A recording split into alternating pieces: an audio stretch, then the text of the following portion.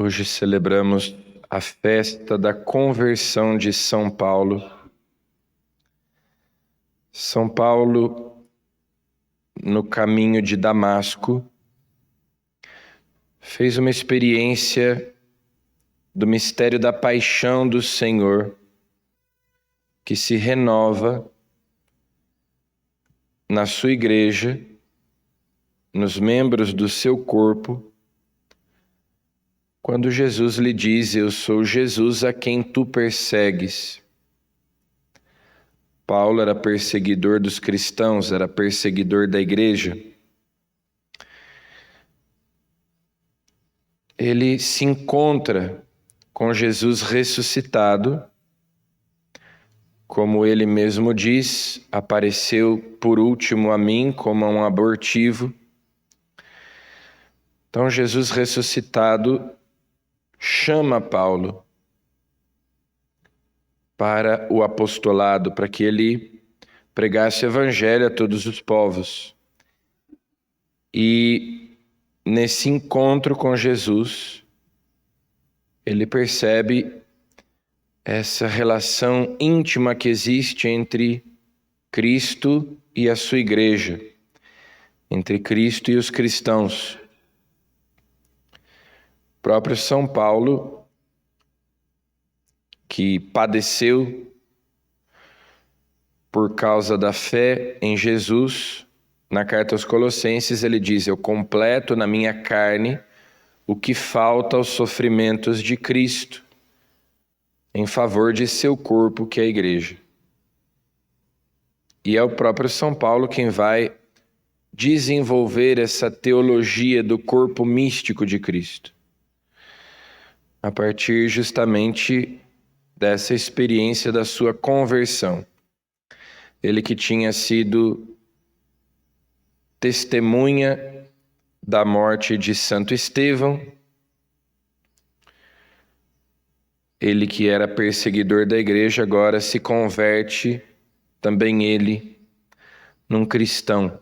Também ele se torna capaz de crer que Jesus é o Messias, que Jesus é o Cristo, é o Senhor. E São Paulo diz: "Onde abundou o pecado, superabundou a graça de Deus". E ele diz isso por experiência própria. Não que São Paulo fosse uma pessoa que trilhasse caminhos errados. São Paulo era alguém que vivia de modo muito autêntico a religião dos judeus. No entanto, pela sua obstinação em não acreditar em Jesus, ele perseguiu a igreja. Então essa sua conversão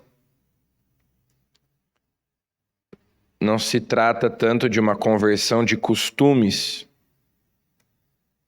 mas a conversão mesmo à pessoa de Jesus, a adesão a Jesus como Senhor, como Cristo. Ele próprio, como nós ouvimos na primeira leitura, recebe o batismo pelas mãos de Ananias para o perdão dos pecados.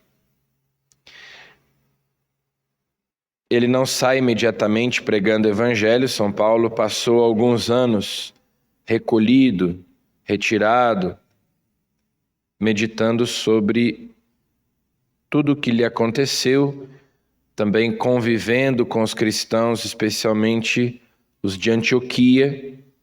Só depois é que ele sai em missão, suas viagens missionárias, pregando o evangelho, fundando comunidades. São Paulo é uma figura decisiva, essencial para a igreja primitiva. Claro que os cristãos já tinham pregado o evangelho para os pagãos. Primeiro, inclusive a São Pedro, que é relatado no livro dos Atos dos Apóstolos, quando São Pedro vai à casa de Cornélio e, sobretudo, os cristãos de origem grega, os judeus da diáspora, como Santo Estevão, chamados ali de helenistas, já transmitiam o evangelho a não-judeus. A igreja, no primeiro momento, é um fenômeno apenas judaico. Todos os apóstolos eram judeus, o próprio Jesus, a Virgem Maria.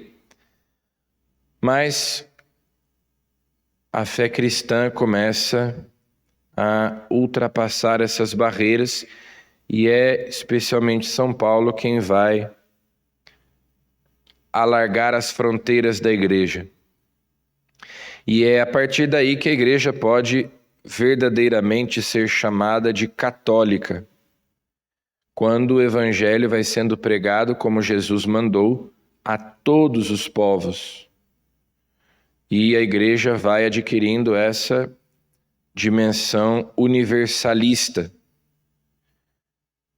A salvação não é apenas para os judeus, mas para todos aqueles que creem em Jesus Cristo. E a igreja continua tendo essa missão que Jesus lhe deu, de fazer todos os povos discípulos dele. Continua sendo necessário converter as pessoas a Cristo.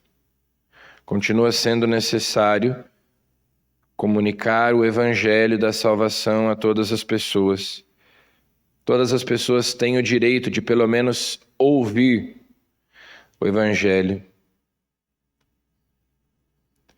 Essa é a missão da igreja na época de São Paulo. Essa é a missão da igreja hoje também. E cada um de nós tem uma participação, tem uma parcela de responsabilidade nessa missão de tornar Jesus conhecido e amado.